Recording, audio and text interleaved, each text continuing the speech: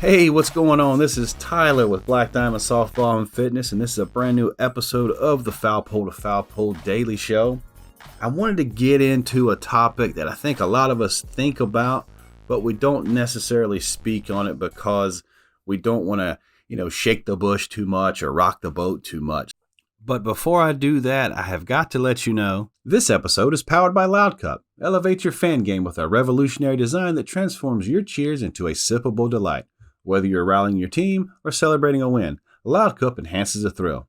With an array of vibrant colors to match your favorite teams, you can make every game a home game. Visit loudcup.com to see why the Loud Cup is a sports fan's best friend.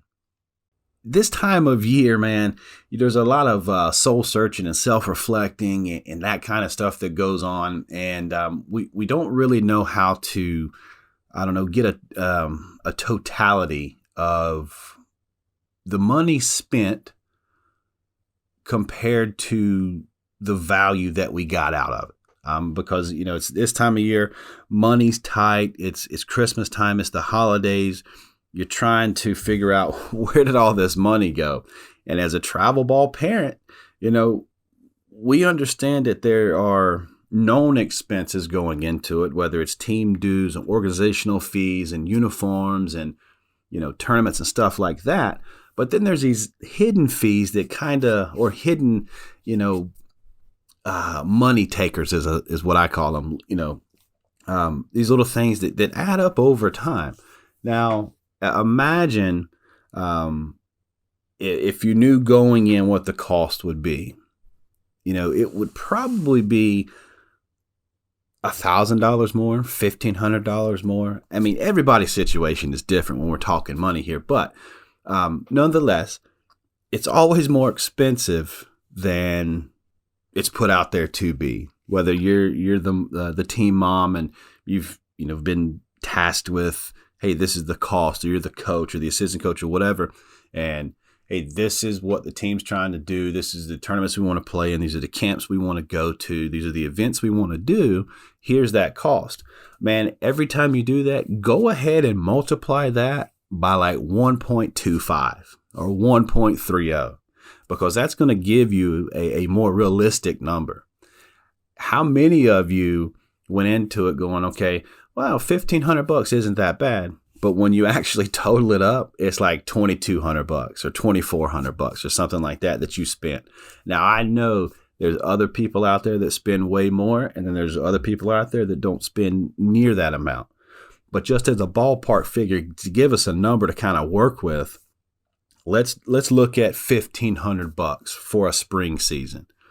Spring season, for a majority of us, will go from, say, April into August. That's your spring summer season. And of course, your fall ball season usually gets cranked up towards the end of August, and it'll run to maybe the end of November. So you have really two seasons when it comes to travel ball, if you break it down and you look at it. Now, there are areas and there are teams and there are different places and different things that will run a full season, say January 1 to December 31, especially like if you're in the lower age groups where high school ball doesn't really impact it too much. We're talking 8s and 10s and 12s. You do have some middle school ball in some states. So again, those dates may shift a little bit. You may not be playing travel ball during school ball season and that kind of thing. But to get back to the point, did you get as much value for the money spent that you thought?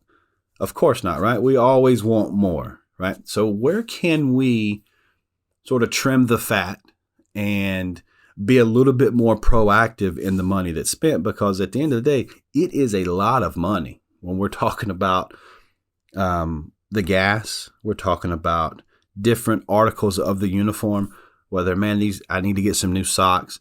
These cleats are busted. Where's your belt? Batting gloves got a hole in it. There's all these little these expenses that don't necessarily come up, but when you put it all together, it's like, holy crap, we spent a lot of money on it. So you're not alone. It doesn't make it easier that you're not alone. I mean, money is money, right?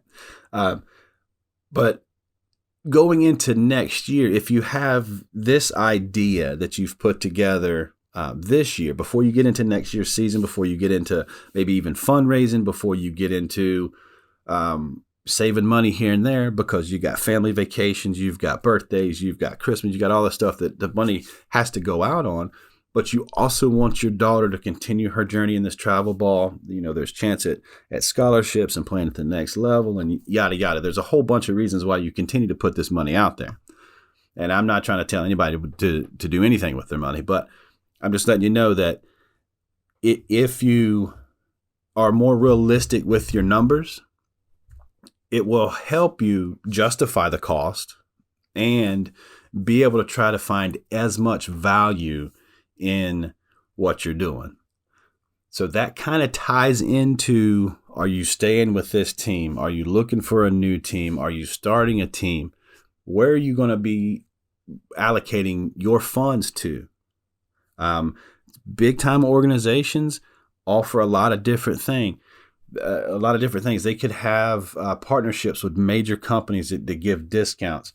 They could offer like an online school that may help coaches become better coaches, players become better players. They may have meetings. They may have recruiting advice. They may have like monthly sort of get-togethers where the head of the organization is able to do a Zoom call with all the players throughout the country that are a part of this organization. There could be discounted camps and clinics. There could be, friendlies that are involved. You got to pay for the fields. You got to pay for the umpires and stuff like that. So there's different ways that you can find value in this stuff. So it's all about your perspective. And the whole reason for this episode of the podcast is really just to shine some light on it so that next year you do remember what you learned from previous years. Or we used to do it this way and this helped us save a bunch of money. Or we did it this way last year and I think it was $500 more than what it was told to be. Because when you go into a destination tournament or something, it was your first one this year and you're looking at Airbnbs and you're looking at hotels, you're looking at these state of play tournaments and stuff like that. It can add up really quick. All of a sudden, this weekend trip, this 3 or 4 day tournament that you were going to now has a $200 a night stay at a hotel. You're eating out every night, every meal. That doesn't, I don't know too many teams. I know me personally, I don't really bring that into the dues because it's personal. Like it doesn't, I don't care where you stay as long as you show up to the tournament as a coach. I don't care where you eat as long as a young is eating and they're nutritionally sound to be able to play the next day. So whatever you decide that you want to spend on. So this individual perspective that you have can help others. And again, if you listen to yesterday's podcast episode, we talked a little bit about just because somebody else does something doesn't mean you have to do something. So you could be on one of those teams that is nothing but a local travel team and you get more bang for your buck by staying here. And there are a lot of teams that do that. I've been a part of teams that do that and it works out. And then you have other teams that can either fundraise or can afford whatever, and they play out of state constantly. They're buying plane tickets. They are whatever they're doing. The money that's spent sort of equals the value that they're getting. And sometimes you get more value, and most of the time I'm going to say you get less than the value because we can always complain.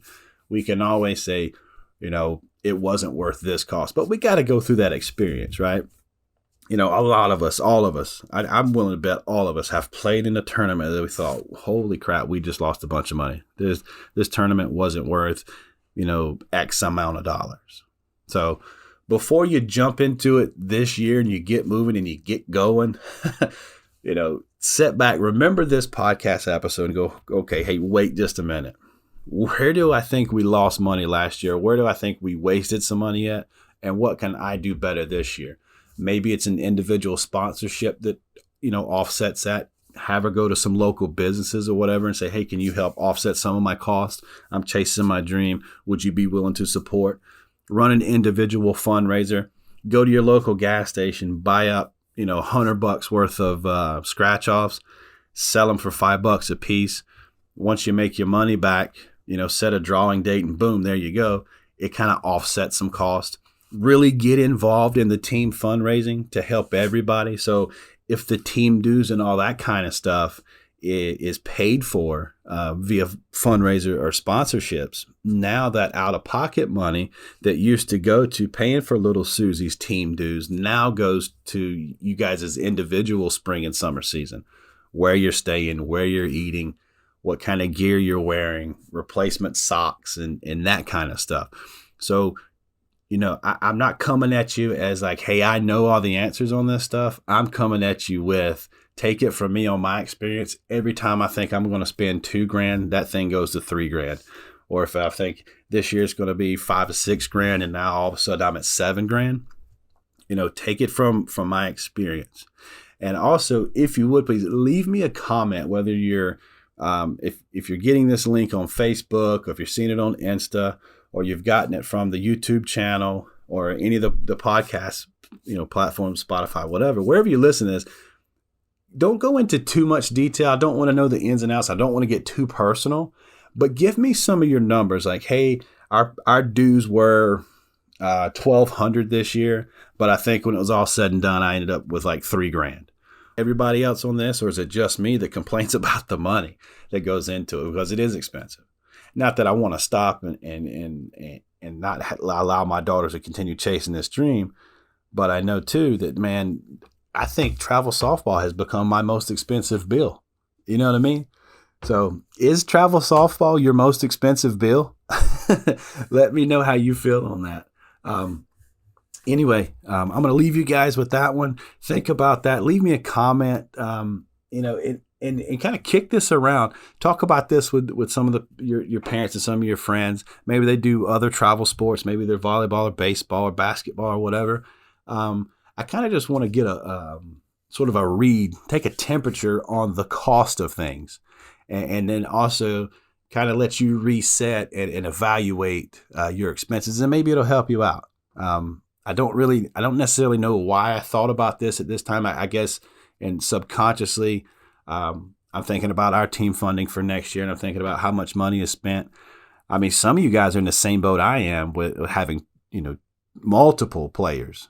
So then there's multiple fundraising, there's multiple dues, there's multiple fees, there's that's a ×2 or ×3 in some cases, whatever your situation is. So if I can help just one of you guys, at least kind of stop and go, oh, wait a minute, we've got to cut some of our spending when it comes to travel sports.